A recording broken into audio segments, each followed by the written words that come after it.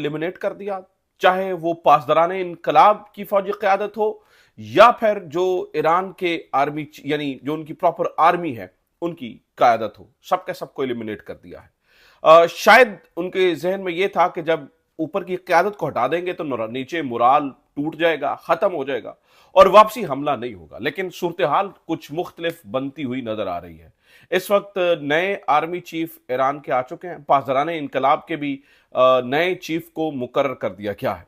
Iran क्या, आप मुझसे अगर एक बॉटम लाइन में एक सवाल पूछे कि क्या ईरान इस पोजीशन में है कि वो इसराइल से बदला ले सकता है और क्या इसराइल को इसकी कीमत चुकानी पड़ सकती है इस टाइम पे, जब हम ये समझ रहे हैं कि जब मैं ये वीडियो रिकॉर्ड कर रहा हूं तो दूसरा बल्कि 8वां और 9वां हमला जारी है इस वक्त, जब इस जो ईरानी एयरफोर्स है उसको एक बंकर के अंदर उनके तमाम बड़े रहनुमाओं को बताया गया है, शहीद कर दिया गया है। अब तक की इतला जो इसराइली जराए दे रहे हैं, तो क्या अभी इस पोजीशन में है कि ईरान जवाब दे सकता है? तो मैं ये आपको बता दूं नाज़रीन, यस, ईरान ने बहुत सारी चीजें ऐसी रखी हुई हैं, ईरान के पास इस वक्त बहुत कार्ड्स बाकी हैं और मुझे लगता है कि इजराइल ने ये कॉन्फिडेंस में आकर बड़ी गलती की है। कैसे, आज की वीडियो में हम जरा डिटेल से जानने की कोशिश करेंगे। लेकिन सबसे पहले हम जरा इस पूरी जो रात और अभी तक जो झड़प हो रही है इसे जरा न्यूट्रली एनालाइज करने की कोशिश करते हैं कि हुआ क्या क्या। आखिरकार इजराइल इतनी बड़ी कामयाबियां ईरान के अंदर कैसे हासिल करने में कामयाब हो गया? ईरान ऐसा कोई मतलब लल्लू पंजू मुल्क तो है नहीं है कि जिसका एयर डिफेंस सिस्टम ही नहीं है। उनका प्रॉपर एयर डिफेंस सिस्टम है इस वक्त का, यानी कि दुनिया के बेहतरीन निजामों से एक निजाम S-300 उनके पास है। इसके अलावा बाबर, खुराद, तबस, राद, कैसे कैसे सिस्टम इनके पास मौजूद हैं। तो फिर हुआ क्या? एक भी इस्राएली जहाज को इन तमाम सिस्टम में से किसी एक ने भी टारगेट क्यों नहीं किया? हालांकि इस्राएली जहाज बहुत लो एटीट्यूड के ऊपर उड़ रहे थे। तो ऐसा क्यों हुआ? पहले जरा इसको जरा हम न्यूट्रली एनालाइज कर लें, फिर हम जरा बात करेंगे कि ईरान बदला कहां कहां से और कैसे कैसे ले सकता है और नए जो ईरानी चीफ हैं उन्होंने क्या तबाकुन हुक्म पहला जारी किया है। सबसे पहले नाज़रीन ये देखिए कि इस बात पे यकीनी तौर पर इसराइली काबिलियत की तारीफ करना बनती है। गो के मैं एक न्यूट्रल जर्नलिस्ट के तौर पे आपको बता रहा हूं कि जिस तरह से उन्होंने प्रिसाइसली ढूंढ ढूंढ कर निशाने बनाए। मैं आपको एक तस्वीर दिखाना चाहता हूं। आप इस तस्वीर में नाज़रीन देखिए, अब देखिए कि ये थर्ड आई थिंक, यानी कि ऊपर का फ्लोर छोड़ा, दूसरा फ्लोर छोड़ा, ये तीसरे नंबर पर नीचे फ्लोर मौजूद है जहां पर निशाना बनाया गया है। प्रिसाइसली सिर्फ उसी जगह को निशाना बनाया गया, उसी जगह को, ना पहला ना दूसरा ना इससे नीचे वाला फ्लोर, उसी जगह को, उसी अपार्टमेंट को निशाना बनाया गया। तो जो इंटेलिजेंस है, इसका मतलब यह है कि मोसाद ने बेहतरीन इंटेलिजेंस इकट्ठी की ईरान के अंदर में से, और ईरान के अंदर से अपने गद्दार मौजूद थे जिन्होंने इतना जबरदस्त तरीके से जो है ना वो इसराइल को रिपोर्ट किया। सबसे पहला काम ये जो बहुत गड़बड़ हुई कि जो इजरायली जो काबिलियत है इंटेलिजेंस की बुनियाद के ऊपर, और फिर जिस तरह से उन्होंने स्ट्राइक्स को कंडक्ट किया है, ये मैं मिसाल आपके सामने रख रहा हूं, यकीनी तौर पर मेरा ख्याल है इसका जवाब नहीं है। नंबर 2 नाज़रीन, नंबर 2 जो बहुत इंपॉर्टेंट बात है, बहुत इंपॉर्टेंट बात है, नंबर 2 वो नाज़रीन है कि इन पूरे के पूरे यानी एयर डिफेंस सिस्टम को न्यूट्रलाइज कर देना। वो कैसे हुआ ये जरा आप समझिए। हालिया पाकिस्तान और इंडिया की जंग में भी इसकी एक मिसाल हमें देखने को मिली थी। बिल्कुल सेम इसी तरह से इजराइल ने किया।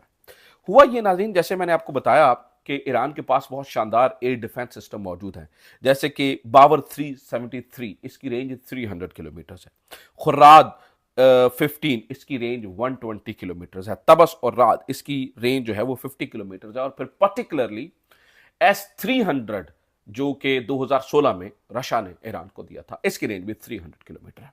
अब हुआ क्या?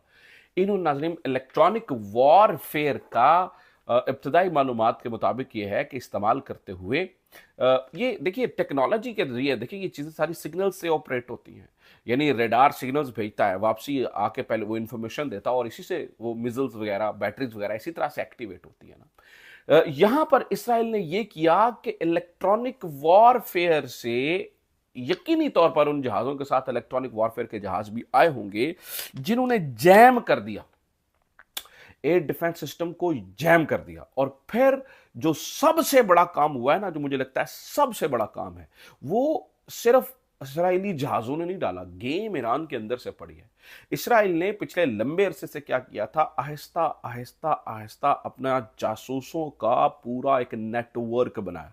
वो इन्हें कहते हैं जी कमांडोज़ जो हैं वो आहिस्ता-आहिस्ता ईरान के अंदर भेजे गए और उन्होंने क्या किया, उन्होंने स्मगल करके आहिस्ता-आहिस्ता ड्रोन्स का पूरा एक सेटअप बनाया तेहरान के करीब। और इज़राइल ने एक वीडियो जारी की है, उस वीडियो में आप देख सकते हैं, उन्होंने बताया, उन्होंने कहा जी किस तरह से हमारे लोगों ने लॉन्च किए। तो उनके लोगों ने, यानी जो ईरान के अंदर से ड्रोन्स लॉन्च किए, उन्होंने दो काम किए। उनने सबसे पहला काम ये किया कि जो ईरानी जो है ना वो जो एयर टू ग्राउंड मिसाइल्स हैं, यानी ground to ground missiles, sorry, जो बैलिस्टिक मिसाइल्स हैं, उनके ऊपर ड्रोन से निशाना बनाया। तमाम लॉन्चर्स ड्रोन से निशाना बनाए गए। इसने ऑल टुगेदर पूरी की पूरी गेम को तब्दील कर दिया। ऑब्वियसली ईरान शॉक में है। इतनी well planned, well coordinated effort, Iran ये कह रहा है कि वो अमेरिका के बगैर नहीं हो सकती है। अमेरिका इस जंग में पूरी तरह से मुलव्वस है, ईरान का ये दावा है। ईरान ये कहता है कि अमेरिका ने यकीनी तौर पर इनको तमाम जो है ना वो गाइडेंस, इंफॉर्मेशन और ये सारी चीज़ें दी हैं। देखिए सैटेलाइट इमेजेस, हर चीज़ लाइव मालूमात, ये एक पूरी वेल कोऑर्डिनेटेड एफर्ट लगती है जो कि ईरान दावा कर रहा है और वो कह रहा है जी अमेरिका ने इस बारे में इनको मुकम्मल तौर पर कोऑर्डिनेट किया है। और ये इस वक्त नाज़रीन जो सबसे बड़ी खबर है वो ये है कि जैसे मैं आपको बता रहा हूँ कि 8वां 9वां हमला इस वक्त भी जारी है जब मैं ये वीडियो रिकॉर्ड कर रहा हूँ। वो पता चला है कि जनाब इसराइली तैयारों ने ईरान के पास जो जो तैयारे हैं ना जी, वो एयरफोर्स उनकी बहुत कमज़ोर है, चूंकि बहुत पुराने तैयारे हैं, इनको नए तैयारे किसी भी मुल्क ने फराहम नहीं किए, पुराने तैयारे मौजूद हैं। गो कि रशिया के साथ इनकी बड़ी बनती है, लेकिन रशिया ने इनको जदीद तैयारे फ्राहम ईरान को नहीं किए। ईरान के पास कुल मिलाकर 312 तैयारे हैं, लेकिन ये सारे पुराने साख्ता हैं। बहरहाल ईरान की एयरफोर्स ने किया क्या, ईरान की एयरफोर्स ने एक मीटिंग को ऑर्गेनाइज किया, बताया जाता है रिपोर्टेडली, जो कि एक बंकर के अंदर वो मीटिंग कर रहे थे। उस बंकर की भी इंफॉर्मेशन इसराइल को मिल गई। इतना जबरदस्त उनका जासूसी निजाम है। ठक करके उन्होंने वहां पे मिसाइल मारा और उनकी यानी जो एयरफोर्स क़यादत है उसको भी जो है ना वो उन्होंने वहां पर एलिमिनेट कर दिया। अब सूरत हाल क्या है नाज़रीन, अब सूरत हाल ये है कि ईरान जो है, जैसे मैंने आपको बताया कि उनकी पूरी क़यादत जा चुकी है, लेकिन अली जो आयतुल्लाह खामनाई साहब हैं, वो असल में कंट्रोल वो करते हैं चीज़ों को, और वो माशाल्लाह ज़िंदा और सलामत हैं। और उन्होंने कह दिया है कि जनाब हम जब बदला लेंगे, जैसे कि मैंने आपको बताया कि जो मस्जिद जमकरान है उसके ऊपर सुर्ख परचम लहरा दिया गया है। ये परचम ईरानी तब लहराते हैं कि जब उन्होंने बदला लेना होता है, और बदला ये बदले की निशानी होता है, ठीक है। तो उन्होंने इसके ऊपर परचम लहरा दिया है और हुसैन सलामी की जगह मोहम्मद पाकपुर को तैनात कर दिया गया है।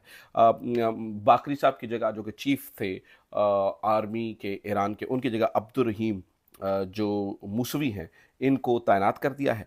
और आर्मी चीफ ने आते ही नाज़रीन हुक्म दिया है कि इसराइल के ऊपर हमला किया जाए। ये गो कि वो अब होता है। अभी रिपोर्टेड, यहाँ देखें, जब जंग होती है तो उसके धुएं में बहुत सारी इंफॉर्मेशन ऐसे आ रही होती है। अभी उन्होंने तैयारी करने का हुक्म दिया है कि ईरान जो है वो इसराइल के ऊपर एक प्रॉपर भरपूर जवाबी हमला करने जा रहा है। अब कब होता है, कैसे होता है, बैलिस्टिक मिसाइल्स कितने गए हैं, कितने नुकसान, खासतौर पर जो न्यूक्लियर साइट्स हैं उनको कितना नुकसान पहुंचा है, नटान्स की क्या सूरत हाल है, बाकी जगहों की क्या सूरत हाल है, ये भी कर देखें। क्या ईरान जवाब दे सकता है? जी दे सकता है। मैं किस तरह से, वो मैं आपको ज़रा तफसीलन बताता हूँ। सबसे पहले तो अगर आप ईरान की जो फौजी ताकत है उसका अंदाज़ा लगाएं तो ईरान के पास 6,10,000 के करीब एक्टिव पर्सनल है फौज के अंदर, 3.5 लाख रिजर्व में है। इसी तरह से जो इसराइल है उनके पास 1,69,000 एक्टिव और 4 लाख, लेकिन ये चूंकि एक जंग नहीं है, वो जंग नहीं है कि जैसे आप ये कह सकते हैं कि फौजी यानी ज़मीन टू ज़मीन तो नहीं ये जंग लड़ी जाएगी। इसमें ऑब्वियसली एयरफोर्स और मिसाइल्स का मुकाबला होगा। मिसाइल्स ईरान के पास भी हैं, इसराइल के पास भी हैं, तैयारे इसराइल के पास जदीद हैं। तोपखाना जो है वो ऑब्वियसली वो उसकी जो मार है वो नहीं है ईरान की उस हद तक, वो भी बेकार हो जाता है। जो इसमें सबसे बड़ा किरदार अदा किया है वो मुस्लिम ममालिक ने, खासतौर पर उर्दन जैसे मुल्क ने किया, जिन्होंने एयर स्पेस उनके लिए खोली और उनको आने की इजाज़त दी और उनकी एयर स्पेस यहाँ पर। अब ईरान 2-3 काम कर सकता है। सबसे पहला काम नाज़रीन का नाम ये हो सकता है कि ईरान आबनाए हरमज़ को ब्लॉक कर दे। आबनाए हरमज़, समंदर में आबनाए हरमज़ बंद। आबनाए हरमज़ एक स्ट्रेट ऑफ हार्मोज है। स्ट्रेट ऑफ हार्मोज अगर ईरान बंद कर देता है तो दुनिया का आधा ऑयल यहां से जाता है। पूरी दुनिया के अंदर, या जब ये ईरान पे हमला होता है तो इसी वजह से ऑयल की कीमतें ऊपर चली जाती हैं, क्योंकि अगर ईरान जो है वो अपने हर्मस को बंद कर दे, स्ट्रेट ऑफ हार्मोस को, तो पूरी दुनिया जो है वो, तो एक तो ये हो सकता है, दुनिया को जो है वो घुटनों पे लाया जा सकता है। दूसरा, ईरान बैलिस्टिक मिसाइलों से हमला कर सकता है। अभी भी मुझे लगता है कि उनके पास बड़ा ज़ख़ीरा मौजूद है। तीसरा, ईरान अपनी प्रॉक्सीज़ को एक्टिव करेगा, जिन्हें वो कहते हैं जी एक्सेस ऑफ रेजिस्टेंस को एक्टिवेट किया जाएगा, जो चारों तरफ से, ख़ास तौर पर चाहे वो हिजबुल्लाह है, चाहे वो हूसी हैं, चाहे जो है वो मिस्र में यानी यानी लोग हैं, चाहे वो शाम में लोग हैं, ये सारे अब मिलकर जो इज़राइल के करीब हैं, वहाँ से इज़राइल पर जो है वो ऐन मुमकिन है कि हमला किया जाए। हौसियों की जानिब से बड़ा हमला किया जा सकता है। तो ईरान मुकम्मल तौर पर तैयार है। लेट्स सी चीज़ें किस तरह से फोल्ड होती हैं। फोल्ड तो उनसे अंदाज़ा हो सकेगा कि अगले कुछ दिन बहुत इंपॉर्टेंट है। देखते हैं अगले कुछ दिन क्या हुक्म लेकर आते हैं। अपना ख्याल रखिए। खुदा हाफिज़। पाकिस्तान जिंदाबाद।